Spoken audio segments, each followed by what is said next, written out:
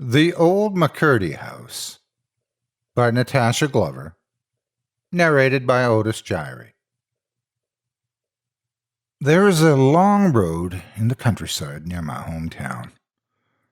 On this road are old farmhouses that are yards apart from one another. The road comes to a dead end deep within the woods, next to an abandoned lot owned by a family that has allowed for their house to surrender to shambles. The lot in question is known as the McCurdy House by the locals. The estranged McCurdy family has owned the lot for at least 100 years or more, long enough for there to be a family cemetery directly across from the decaying house. The cemetery details the McCurdys long forgotten, with an additional McCurdy added to the plot every now and again. As a result, the family only visits the land when a funeral procession forces them through their countryside. The family had been under the influence of Mary McCurdy for much of the time that the house stood there. She was the matriarch of the family, and she was fully aware of her authority. She was a mean old woman with a crooked head and a perpetual limp. Mary was known to sit up in her room and look out the window in her rocking chair. Whenever she was outdoors, she greeted no one and cussed at passers-by, whom she did not fancy. Mary was also said to be callous toward her own children and rumored to have punished them in cruel ways. The most popular rumor was that Mary had kept the oldest daughter, Alice, in the basement for most of her adult life until her mysterious disappearance 20 years ago. Nothing was confirmed, however, especially since Mary had died not long after that.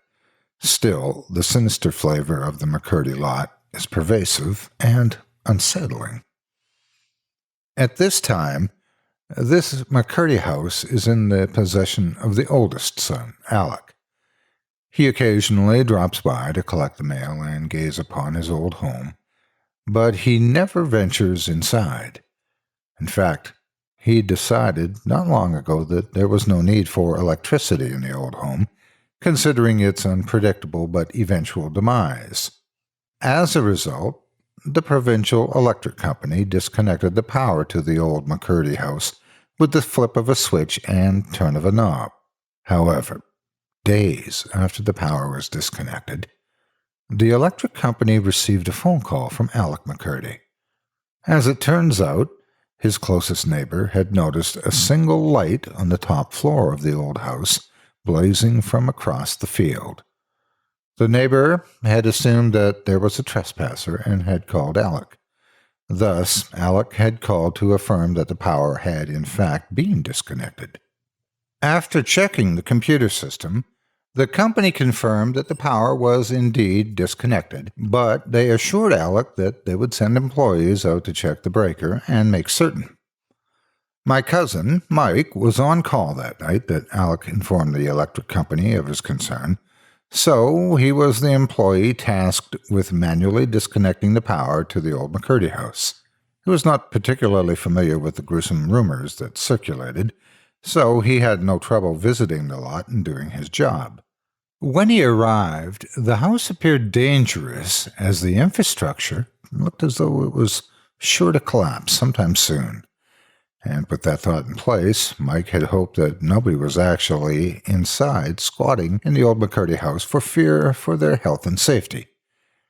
When he opened the door, it creaked on warped hinges and old curled chips of paint flaked onto the floor. An immediate scent of dust overcame Mike as he ventured into the house. The wallpaper was peeling, and dilapidated furniture littered the hallway. The floorboards creaked as he cautiously stepped past the living area and headed toward the basement door. A sudden primal fear invaded his thoughts as he prepared to enter the basement. The darkness stained the atmosphere much like ink, and he was afraid of the unknown. In a moment of clarity, he turned on his flashlight and descended the stairs, careful to check their sturdiness. At the bottom, he scanned the room with his flashlight and saw a mess of white sheets covering the various possessions left behind by the McCurdys. He then mentally assembled himself and right away found the breaker. Mike then put himself in the zone in order to get the job done in a timely fashion. With his tools in hand, he began to tinker away.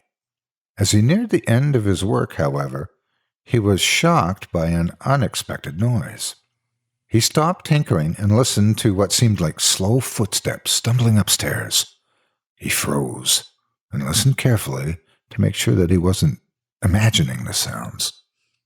Sure enough, the footsteps paced on the floorboard above him, and they began to slowly make their way toward the basement. Mike hastily darted for the stairs and watched the door. The door was ajar, and he swore that he could hear the footsteps nearing. Instead of waiting, Mike climbed the stairs to tear open the door. When he swung the door open, however, the footsteps stopped abruptly. He shined his flashlight in all directions, but there was no one. He called out again. Nothing. Feeling slightly uneasy, he quickly ran down the stairs to finish his job as soon as possible. When Mike returned to his station, he was greeted with an uncomfortable realization. The main power cable had been cut. It was near impossible for the McCurdy house to still have electricity. And, with this new piece of information, Mike prepared to leave the house as quickly as he could. As Mike returned up the stairs and directed himself toward the front exit, he was stopped by something even more unusual. He felt a chill when he noticed that the stairs leading to the top floor were glowing with a faint light. It was as if there was a light on in one of the rooms upstairs. Knowing that if he didn't investigate and the mysterious light continued to shine, it could result in punitive measures against him. So Mike sucked it up and decided to mount the stairs. Mike followed the light down a narrow hallway that led to a small room illuminated by said light. Feeling even more scared, Mike took a deep breath and called out to see if somebody was there. Again, nothing. Mike then decided to venture into the room to be sure that nobody was hiding in the McCurdy house without their knowledge.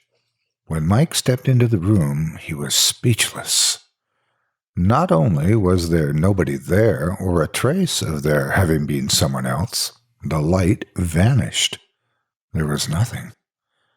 Nothing except a rocking chair sitting by the window, bathed by the deep blue light of the night and a hint of dim moonlight. Mike was baffled. He tried the switch on the wall, but, as he suspected, no light. Shaken up, Mike refused to investigate any further and started down the stairs. Nearing the bottom, Mike was overcome by a sense of alarm as his walking became quicker and they evolved into a sprint. When Mike was out the front door, he began to run. He grabbed for his keys and placed himself safely into his car. He sat for a moment and waited to calm down. Nonetheless, Mike spotted something out of the corner of his eyes. From behind the abandoned house, he watched as an unrecognizable figure hobbled towards him. At first, he thought it was an animal, but he soon noticed that it was a figure of a person. He started to panic as the person neared him. He struggled with his keys in the ignition before he was finally able to see the person in more detail. An old woman with matted gray hair half up in a bun and a face melting with wrinkles was limping towards Mike's car. She was screaming an ungodly screech of profanities as she started to gain speed. Her eyes were sunken in and lifeless.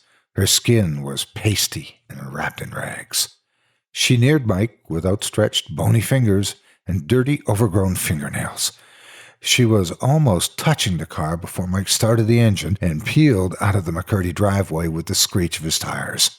He steadied his vehicle on the main road and hesitantly looked back through the rearview mirror.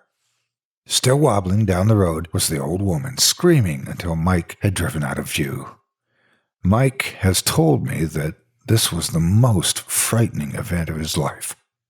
Though people still report a light coming from the old McCurdy house, nobody investigates it. The most popular rumor is that Mary McCurdy's ghost, bitter in death as in life, haunts her old home and chases off unwanted guests. Whoever the old woman is, she has since been spotted several times. She always chases after her victims. However, it is believed that she is not merely scaring away trespassers. Legend says that if she catches you, she will lock you away, much like Alice had been.